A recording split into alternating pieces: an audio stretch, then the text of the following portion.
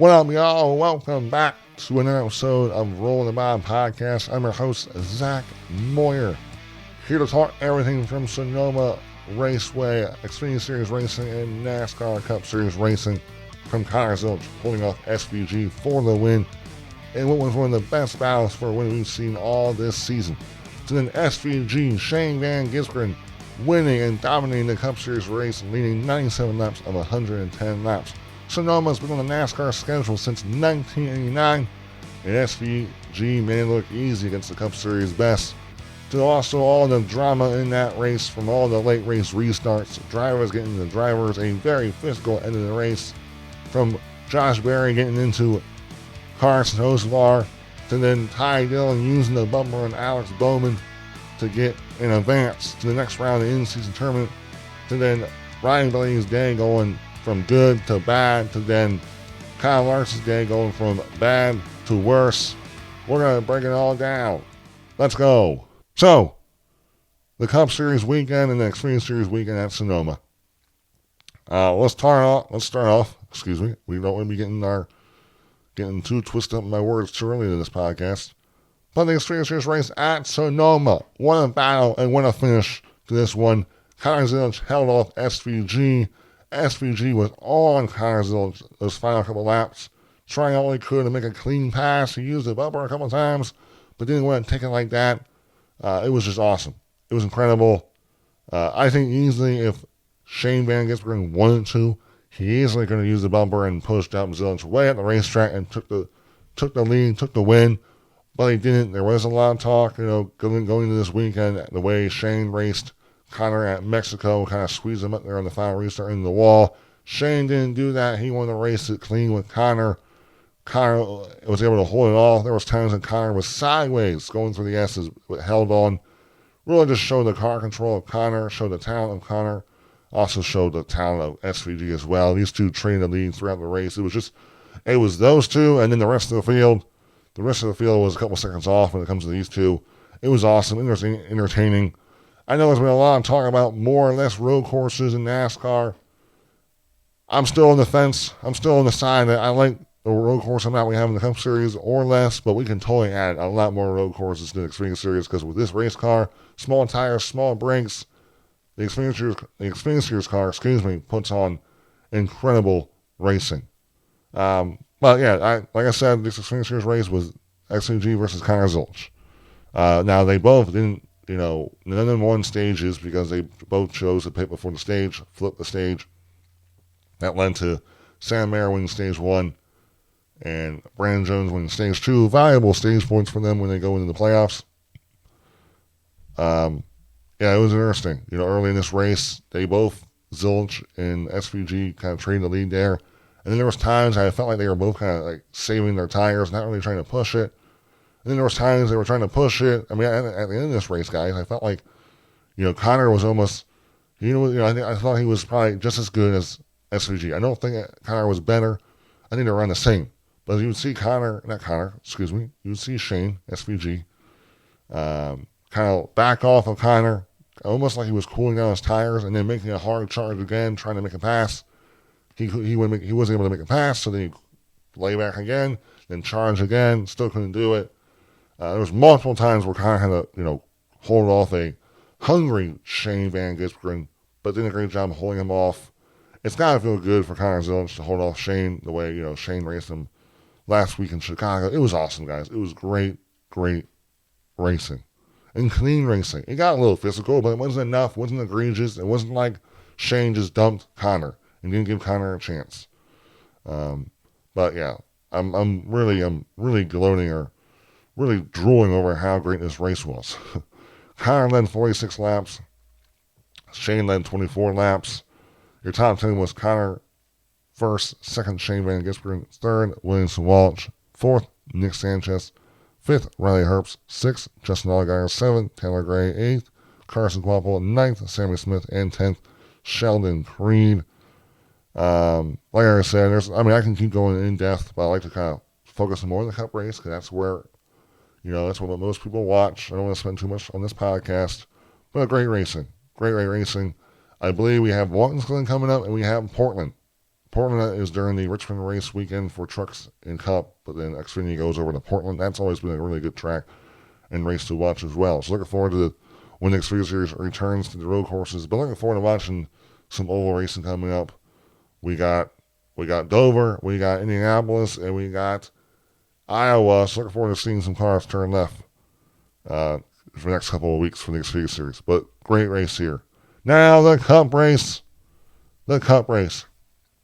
Shane Van Gisbergen dominates the Cup Series race in Sonoma, leading 97 laps of 110. No one thought Shane would come in here and dominate this race as much as he did, but he did. He controlled the race, multiple restarts at the end. Didn't matter. Shane Van Gisbergen takes home the W, his third win of the season, third win on a road course, his second win in a row on a road course as well. Shane is currently third in the playoff standings, still 26 in the overall standings. But here's some stats, some things that Shane did, historic things. Shane Van Gisbergen is the first driver to win 3 NASCAR Cup Series races from the pole in a single season since Jimmy Johnson in 2008. Another one from Dalton Hopkins. With Shane Van Gisbergen's win, it's Red Bull's first NASCAR Cup Series win as a primary sponsor since Casey Kane in 2011 at Phoenix. Another one from Dalton Hopkins.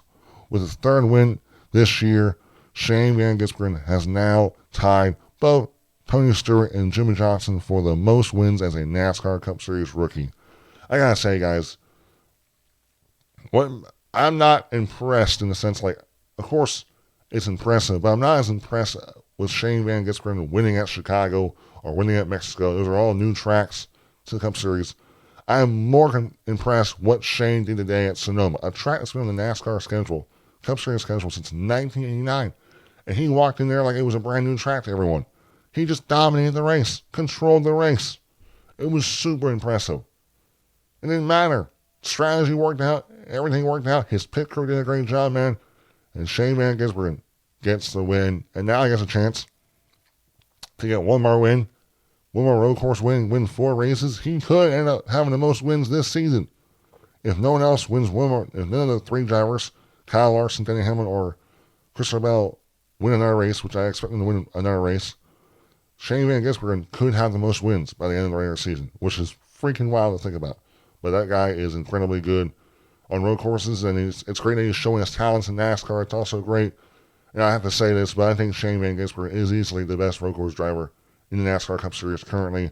It will be fascinating to see when Conner Zilisch, if he gets in the Cup Series next year and replacing Daniel Suarez, how close will Conner be to Shane? That will be a fun battle with those two if it all comes to fruition and Conner can get up to speed very quickly with his Cup car. But guess what? We will get our first taste of these two hopefully going 1v1 in the NASCAR Cup Series race on a road course in a couple weeks at Watkins Glen. But still, a lot of things can happen in a race. Bad qualifying effort, mistakes. But if that, I'm looking forward to seeing if we get a 1v1 battle between SVG and Conner Zilisch at Watkins Glen. But overall, congrats to SVG. I'm also drooling out of my mouth over how great SVG and how impressive he is. I know a lot of fans. I'm not impressed by him winning at tracks like Chicago or Mexico, because these are all new road courses. I'm more impressed at him winning on a track that the Cup Series has been going to forever, right? And now look, some fans don't like the dominance, some people do, and that's why I think we're having this whole talk about more or less road courses in a series that's dominantly ovals. But I'm not going to get into that. I want to get into this Cup Series race. We'll start with the end of the race from lap 15 to the end, and then we'll kind of talk about some key parts from stage 1 and 2. This race kind of all became crazy. I got to get to where I got to get to here first. Let me sip my water first. Let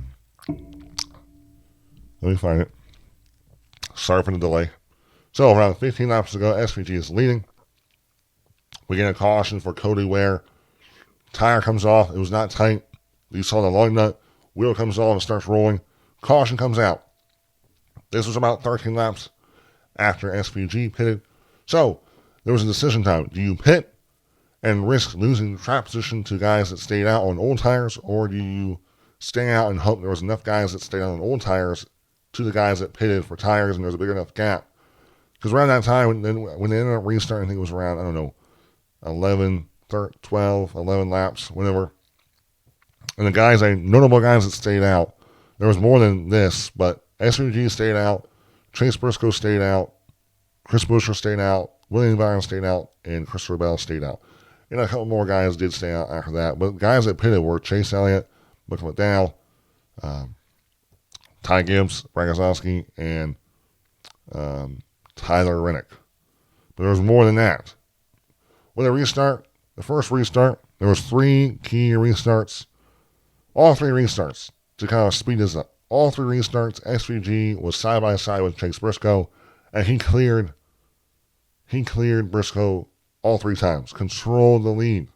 But the reason we had these 3 restarts is we had 2 cautions that led to it. The first caution on that, I guess it was technically the third to last restart. Yeah, the third to last restart was due to going into turn 5.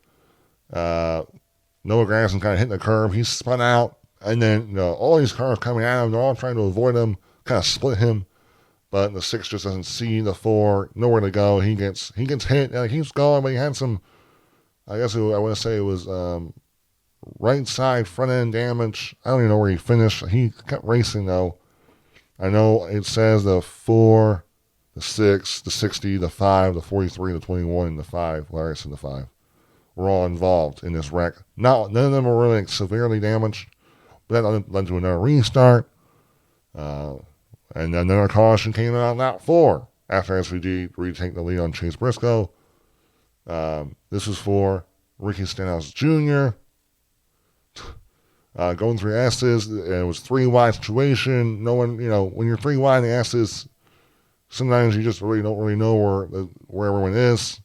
I don't think Ricky knew a car was to his inside. He kind of spun himself out, but it was a tight spot. He got spun out by the 54, got into him. He spun out in these tire barriers. The tire barriers kind of fell apart, so it probably wouldn't have been a caution if it was just like regular. If it was a regular safety barrier wall, it probably wouldn't have been a caution, but due to the fact that the tires kind of fell apart, they had to throw a yellow because that was a safety hazard. And when all this is going on, we never really got more than 1 lap until the final restart where we fully finished the race. But at this time, you're having these guys on newer tires able to pass and try to pass these guys on older tires. And then the guy that ended up being the lead guy with the newer tires was Chase Elliott. So everyone's watching him. So we get to the final restart. It's around 4 laps to go. The restart starts off, and we go down to turn 4. SVG's leading. We see the 5 I think there was contact with him. He spun, and then he's kind of spinning, and then spins back onto the racetrack, clips the 12. The back end of the 5 was destroyed. The 12 had damage. I don't know what he broke. He probably broke a toe link. Both ended their days, but there was no caution. They were able both to keep rolling. We go by, complete that lap. 3 laps to go. We see in turn 1, we see the 77 get spun out by the 4 car of Josh Berry. No, not the 4 car of Josh Berry, excuse me. The 21 car of Josh Berry. I don't know, guys. It looked plain as day that the 21 car of Josh Berry, he purposely took out the 77. I saw they were racing pretty aggressive there in turn 11. But I think Josh Berry, he knows, the history with the 77, how aggressive he's been this season, and, causing a couple guys to get wrecked. I think the 21 was frustrated with the 77 and chose to just take action. And I think Carson will probably be mad about it. But also, I know Carson's talked about, he's not going to get too upset. If he gets wrecked by a driver, he's almost going to be like, okay, I probably deserve that type mentality. Not saying that's how he felt, because I'm not him. But some drivers and fans that race Carson fans that watch Carson and drivers that race Carson will probably say that Carson probably deserves that for all the stuff he's done to other drivers and the way he's raced other drivers.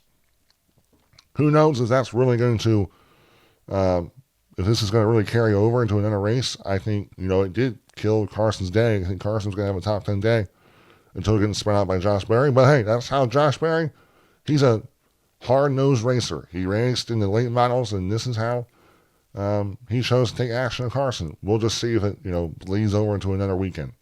But that, to me, this is the first time that Carson, got a little bit of his own medicine back at him, I feel like. I feel like Josh Berry is the first guy, at least I can remember right now, that actually chose to take action at Carson and give a little bit back at him. So it'll be interesting to see, like I just said a couple times, where this goes into the future races of this season.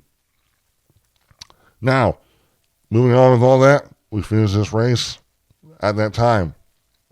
The broadcast booth is talking about Chase Elliott maybe being a factor. He got up to third. He passed Christopher Bell around turn 5. We're coming back around, and the TNT booth believes that Chase can get there. He's on newer tires, 10 plus newer tires than SVG. The SVG is out there by like a second or more, but also Chase Elliott still has to pass the 19 car. Well, with 2 laps to go, going through turn 1, Chase Elliott gets into the grass, slows him down. He gets repassed by the Christopher Bell for third, but then Chase was able to then pass back the 20 car of Bell. But it wasn't going to matter. I think Chase killed his chances there. He did end up killing Chase's chances there. But I still don't believe that Chase was going to get there. I still felt like SVG, if he needed to, he could have pushed more there. And also Chase still had to pass the other Chase Briscoe. Chase Briscoe. But yeah, that was really it. SVG set sail for that, lap and a half and took home the win. We already talked about what Shane Van Gisbergen had done. It's impressive. We don't need to gloat about Shane anymore. Probably fans are not liking the way I'm gloating so much about him. Now, one thing I will say about Shane Van Gisbergen is we've had drivers in the Cup Series that came from other road racing backgrounds, like Juan Pablo Montoya, Marcus Ambrose. They were in the sport, over 10 years ago, 12 years ago. And that was when we were still running only 2 road courses, Sonoma and Watkins-Glen. They both won 2 races in their career, both on road courses. I personally believe it is impressive what Shane is doing. But I do believe if we were in an era where we had more road courses, when those 2, Marcus and Juan, were racing, I think they would have won more races than they did. But due to the fact we only had 2 back then and now we have 6, that's what's allowing Shane to just be so dominant and win so much, because some of the tracks we're going to in the Cup Series, these drivers have never seen. But also, I think the Gen 6 car is way different than the Gen 7. I think the Gen 7 car fits Shane way better than what the Gen 6 car fitted Marcus or Juan. Paulo Montoya came from F1. Marcus came from the Australian sports car series. So I think there's a lot of ways you can look at it. I'm not trying to take anything away from Shane, but I do think it would be interesting to see if Marcus and Juan raced in their prime when we had more road courses in NASCAR. Would they still win the same amount of races? Would they be winning just as much as what Shane's winning in NASCAR currently? That's an interesting thing to think about. Now, if we backtrack to this race, lots of stuff happened, but I will say stages 1 and 2 were very, I guess kind of say, straightforward. Wasn't, I do think tires mattered in this race. You talked about a lot of the guys that rear their cars, they were burning the rear of the tires off. They brought a new tire. I think it mattered, really helped. It mattered, of course. I thought you saw, you did see some passes. Not a lot of passes, but you still see passes. You had to take care of your tires in this race, which was really fun to watch. Shane, crazy to think about, but Shane was so fast and so good and so out front that both times he pitted before the stage ended for stage 1 and 2, he came out second. He was nowhere near where Ross was. Ross won stage 1. But then in stage 2, Shane Van Gisbergen comes out second. And then Larson, old tires, running long, trying to get a stage point. Larson wasn't having that too good of a day. Just hoping to get a stage point, a stage win. Well, and Shane, he was right there, and Shane was probably not trying to burn up his tires that much because he was just trying to ride around until the end of stage 2 to then be the leader, and he didn't want to burn his tires up, right? But he chose, they felt like Shane could have got to Larson without burning up his tires, and I mean, Shane got side by side with Larson on the final lap of stage 2, entering turn 1. They raced really hard there through turn 2, and 3 and 4, but then Shane cleared them out of 4, I believe, or a little bit before that, and won stage 2. Well, that was impressive. That was how good Shane was. That he was, he pitted before the stage and still came out second, and got big points, big stage points. Those are valuable points, man. There was multiple spins in this race. I don't know how many, so many spins. I can't count. I know the 99 got into the 1. What else do we got here? The 42 gets spun 3 wide. I saw the 11, the 7 got spun in turn 1. I don't know. What else? I'm trying to find. I marked a bunch of stuff in this race. There was a lot in this race. But the 2 instances I want to talk about, one was in stage 2 and one was in stage 3. The first one was the incident between the 54's team and the 6 car. It all started when the 17 car ran into the back of the 54 car on the racetrack, took a spot. Not sure when it all started. But then going down pit road, the 54 is pitting and the 6 is pitting. What I think happened here is the 54 was mad at the 17, but he must have mistaken the 17's pit box for the 6's pit box, because the 6, the 17, and the 60 all run the same paint schemes, all that kind of stuff. So I think Gibbs was mad. It looked like he drove in their pit box very, very tightly, like didn't really get in the pit. The 6's pit crew really any much space there. The 54 ended up clipping the 6's tire changer, and pretty much like the tire went behind the guys is behind him, and almost, I guess the pit crew, the tire changer actually said that he like twisted his wrist. When the 54 hit the tire and the tire changer on the 6, it twisted his wrist. Almost broke his wrist. So they both do their pit stops, and then the tire changer of the 6 goes over to confront the 54 team about that. In my personal opinion, it should have been a penalty for the 54, because the 54 was impeding and interfering with the 6's pit stall.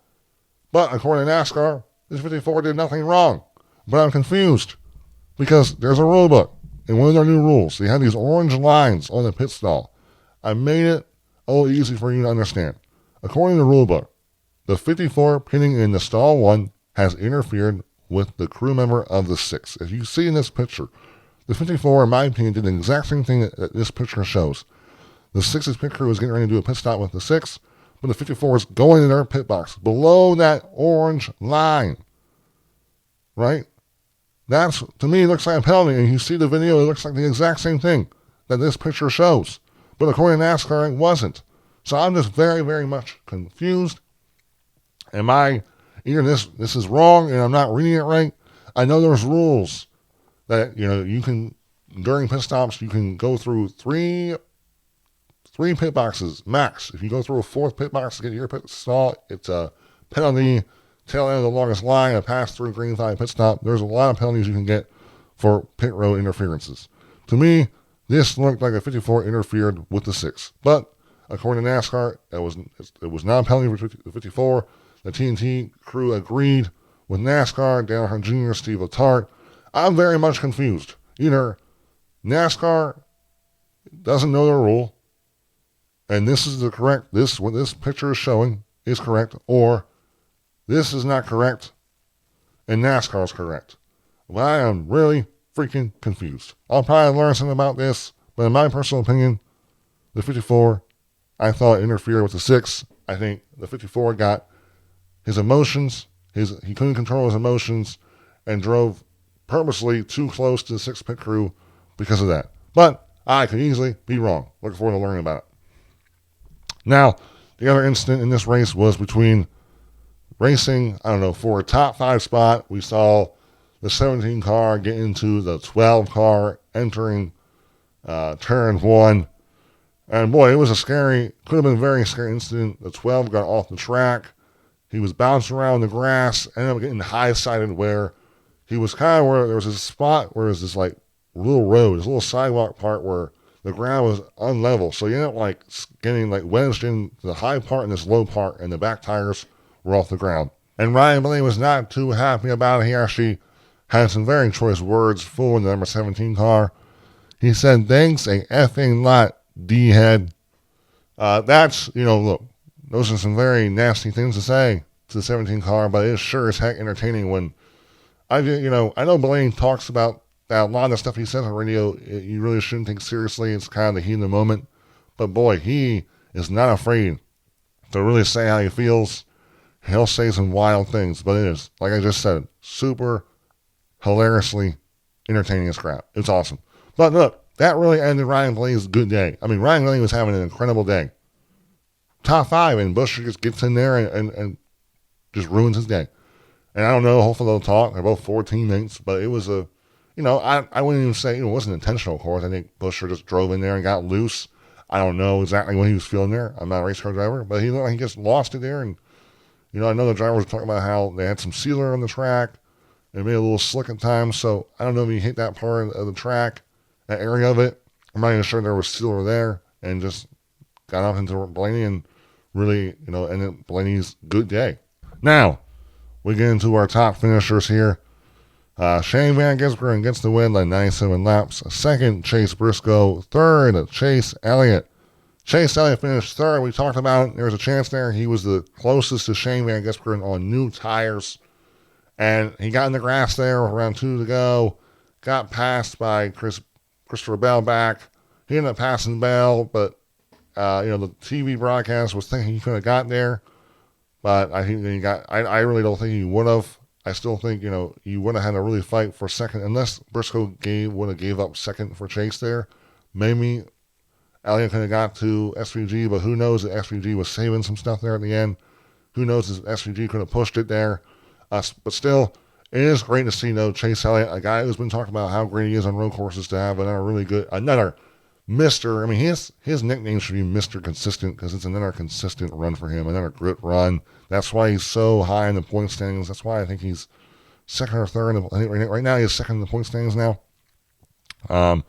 Fourth, Michael McDowell. What a rebound for Michael McDowell. Spun out in practice. His race was not going well. But it all changed when he chose to run long and stage 3 there. Got passed, though, by a couple of guys, but fell in the fourth on older tires, and a caution came out, and he was able to pit and salvaged a great day, a 4th place day. So that's a way where you gamble, and the gamble pays off, and you come home with a top 5 finish. Christopher Bell, 5th. Tyler Reddick, 6th. Good solid day. He moves on to the in-season tournament. We'll talk about that. Ty Gibbs also moves on to the in-season tournament, finishing 7th. Beat out Zane Smith there. Both Ty Gibbs and Ty Reddick will go 1v1 at Dover for a spot in the finals in the in-season tournament. Willie Byron, 8th place, good there. Joey Logano, 9th. 10th, Kyle Busch, 11th. Brad Keselowski, 12th. Ryan Preece. Good finish for Ryan Preece. He got contact there with Noah Gragson there when they had that spin there on the first on that restart there after the Cody Ware caution. 13th, Josh Berry. 14th, Daniel Suarez. 15th, Justin Haley. 16th, Chris Buescher. 17th, Ty Dillon. 18th, A.J. Allmendinger. 19th, Alex Bowman. 20th, Denny Hamlin. Denny Hamlin had an up and down day. This day was not a good day. I don't even know if he had the speed. I mean, he was running like 35th at once. He got spun out a couple of times. Or he spun out himself. He got a speeding penalty. Too fast entering pit road or exiting pit road, I believe. So a solid day. Kind of kills his really consistent run of top 10s. But at least he salvaged a better day than he was probably going to have. Finishing 20th, 21st. Austin Dillon, 22nd, Ty Gillen, 23rd, Cole Custer, 24th, Ross Chastain, 25th, Riley Herbst, 25th, Bubba Wallace, 27th, Zane Smith, 28th, John Hunter Nemechek beat out his teammate Eric Jones, who finished 29th to move on to the in-season tournament. 30th, Austin Cindric, 31st, Catherine Legge, 32nd, Carson Ozavar. We all know Carson probably would have had a top 10 day, because Josh Berry finished on 13th. I think he was going to have a top 10 day. But got taken out by Josh Berry. Finished 32nd, Ricky Stenhouse Jr. 33rd, 34th, Cody Ware. 35th, Kyle Larson. Yeah, man, I got to say, man, Kyle Larson, dude, finishing 35th. Ever since the double, when he did the double for the Indy 500 and the Coke 600, he's had a very up and down. He just hasn't been the guy, right? I don't know if he's had a winning car since winning at Kansas. He finished 37th at Charlotte, 8th at Nashville, 5th at Michigan, 36th at Mexico City, 7th at Pocono, 17th at Atlanta, 13th at Chicago Street, and 35th at Sonoma. Some of these finishes are not because of his doing, but when you're in the back, things like that happen. So I'll be curious here. We're going to Dover. He finished second in Dover last year. And then we go to Indianapolis where he won. And then we go to Iowa where he got wrecked out, but I think he was going to have speed. So now we're going to a couple of tracks where we expect Larson to be good at. If he doesn't run well at Dover or Indianapolis, I'm going to be a little worried that they've lost some of their mojo, lost some of that speed of theirs. It could just be, maybe a loss of confidence because there's been a big mix of tracks here. It's from a triangle-shaped track to a bunch of road courses to a big mile, super speedway, Atlanta. So we have had a big mix of tracks. So that's also one thing we have to take into account, that maybe it's just that we're not getting your traditional tracks in a row. We're doing a lot of just mix of road courses, super speedways, triangles-shaped tracks. So I'll be looking forward to seeing here. Like I said, if he doesn't run well and run competitively in Dover, Indianapolis, I'll be a little bit worried for that 5 team. Then rounding out the 5 spots, Ryan Blaney finished 36 after getting involved in that wreck with Kyle Larson at the end of the race. And then Noah Gragson, he was the first guy out. He got hit this curb. I'm not even sure he got contact with the curb too. Some other guy hit him. Playoff standings. So 12 winners. Tyler Reddick is plus 49. Chris Buescher is plus 34. Alex Bowman is plus 32. Bubba Wallace is plus 3 in 16th place. Ryan Preece is minus 3. Kyle Busch in 18th is minus 37. AJ Allmendinger minus 50. And Ty Gibbs minus 60. So I think right now, Tyler Reddick is smooth sailing. I don't think, unless he just has a massive fall, he should be good to go. Chris Buescher, Alex Bowman, and Bubba Wallace, we all know they're in the danger zone. One bad race, one race outside the top 30, they're below the cut line.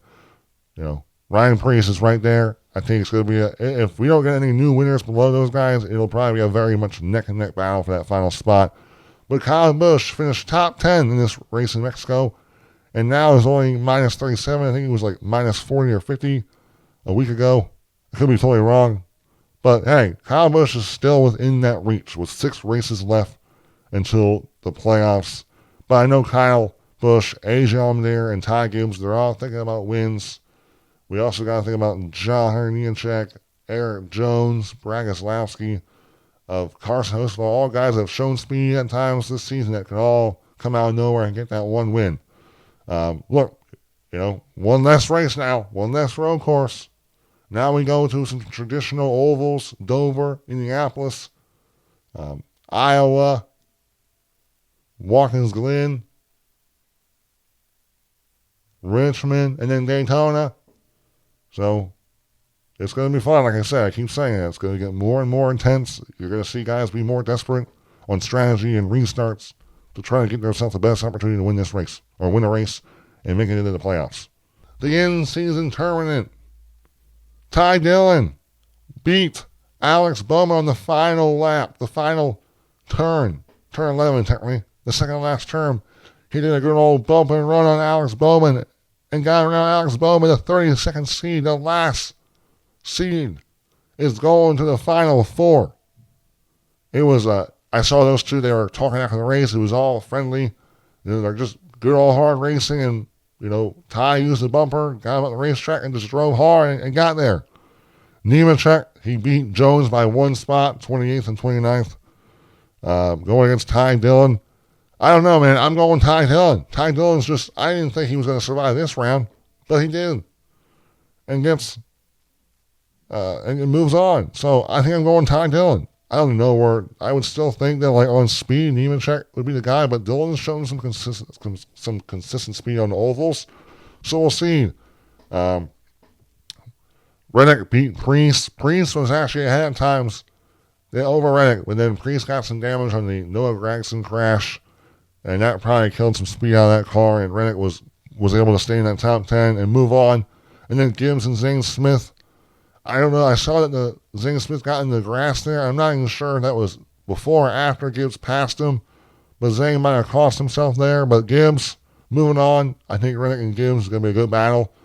Man, I don't know, man, who to go here, man. I would say right now Gibbs is showing more speed than Reddick.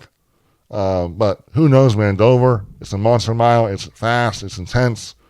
We've known to see big crashes there, taking out a bunch of guys. So it's going to be really, really fun final 2 races to get in. I'm going with Gibbs, and I'm going with Ty Dillon to be your final. That's my predictions for the final 2 races. Well, not the final 2 races. Hold on there. For next weekend's race at Dover. Let's go, baby. Well, overall, guys, that was your race at Sonoma. Gonna have a lot of editing to do, as always, when I do these races. But, guys, I enjoyed the racing. I'll be curious what your guys' thoughts were on the race. I'm excited, guys. I'm really excited to go back to some oval racing. I just love oval racing. Dover's going to be fun. I may or may not be going to Dover. I mean, I was trying to get a media credential for the Dover, but still haven't heard back. If I don't get a media credential, I will be going to Dover. I'm going to save that my vacation day for work for a day when I can go to a race with a media credential. But Dover is only 2 hours from me. But looking forward to either seeing it in person or watching it live on TNT. I did feel like the TNT broadcast was better. I thought they did a better job of, they didn't really miss much. If they did miss something, they go back and replay it. I thought the booth was really well. I thought there was a way better performance by TNT after a lackluster. Felt like they missed a lot in Chicago, but a lot, I heard that, the camera angles weren't great. The trees were blocking. The street race is probably not a fair way to assess the way TNT has been, because I thought this race at Sonoma was a lot better. Really enjoyed the post-race too. The pre-race was all good. Really enjoyed this weekend's broadcast by TNT. Well, overall, guys, hope you guys enjoyed today's podcast. Can't wait for next weekend at Dover. Stay tuned to all my content on Instagram, TikTok, YouTube, and I'll see you then. See you next week, all. Have a good week. Goodbye.